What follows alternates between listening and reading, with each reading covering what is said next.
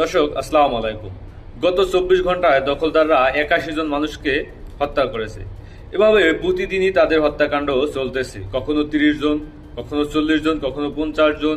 এভাবেই তারা প্রতিনিয়ত নীরবে নিবৃত্তিতে মানুষ হত্যা করে যাইতেছে এবং তাদের যে টার্গেট, যে সেই ভূমিতে তারা কোনো মুসলমানকে থাকতে দিবে না।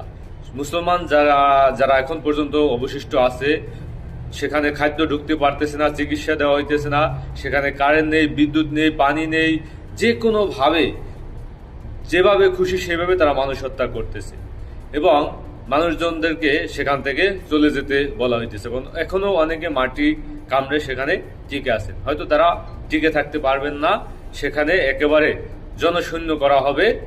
জনশূন্য করে তারপর সেখানে তাদের যে সেই স্বপ্ন ট্রাম্প সিটি, সেই ট্রাম্প সিটি তারা নির্মাণ করবে।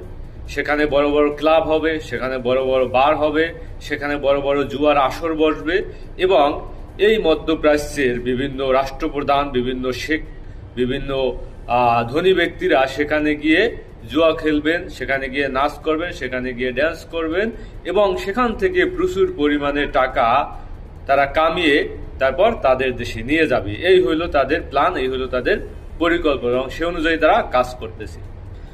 গতকালকে ইরানকে আবার হুমকি দিয়েছে ডোনাল্ড ট্রাম্প।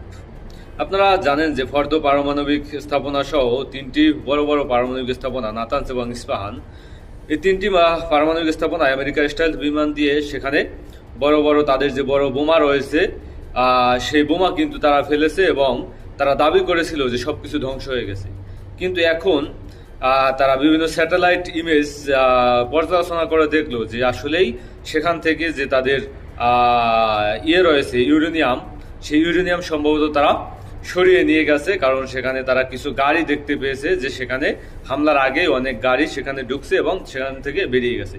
এবং তারই ধারাবাহিকতায় গতকালকেও কিছু স্যাটেলাইট মানে পিকচার তারা পর্যালোচনা করেছে যে এখন তাদের যে ফর্দ পারমাণবিক স্থাপনা রয়েছে সেটাকে তারা ইরান পুনরুদ্ধার করতেছে, সেখানে কাজবাজ চালিয়ে যাইতেছে। তো সেই জায়গা থেকে আমেরিকা এখন বলছে যে আমরা পুনরায় হামলা করব ইরানে।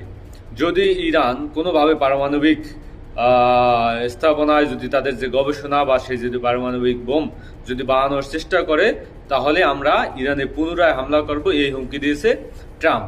এবং তিনি তার যে ট্রুথ সোশ্যাল মিডিয়া রয়েছে এবং তার যে তিনি যে সাক্ষাৎকার দিয়েছেন, সেখানে তিনি ইরানের সর্বোচ্চ নেতা আয়াতুল্লাহ আলী খমেনিকে উদ্দেশ্য করে তিনি আবার ফেসবুকে আবার তার সেই ট্রুথ সোশ্যাল মিডিয়ায় পোস্ট দিয়েছেন যে খমেনিকে হত্যা করতে চেয়েছিল ইসরায়েলি সেনাবাহিনী, সেখানে আমেরিকার যে